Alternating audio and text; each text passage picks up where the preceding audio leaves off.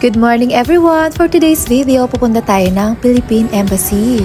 Ngayong araw pala guys ay maulan.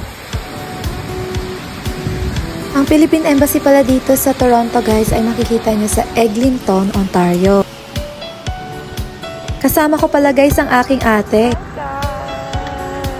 May mga aasikasuhin lang kami dito guys kaya kami pupunta ng Philippine Embassy. So, ang ginawa pala namin una guys is nag-ikot-ikot muna kami dito sa My Mall. Napansin kasi namin na mukhang magandang puntahan siya at mukha namang interesting talaga.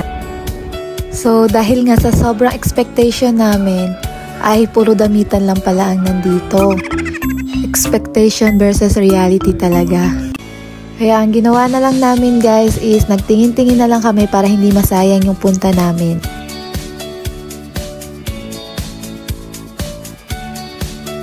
After nga namin dun sa mall guys, kami ay naglakad na papunta dun sa location talaga ng Philippine Embassy.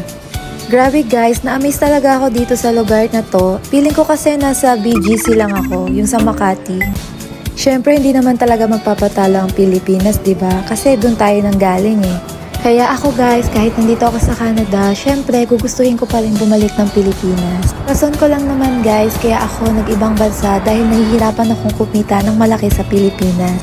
Anyway guys, andito na tayo sa location ng Philippine Embassy. So guys, hindi ko na kayo maisasama dun talaga sa pinaka-office ng Philippine Embassy. Kasi medyo stricto ata ang mga Pilipino doon. So guys, hanggang dito na lang. See you on my next video!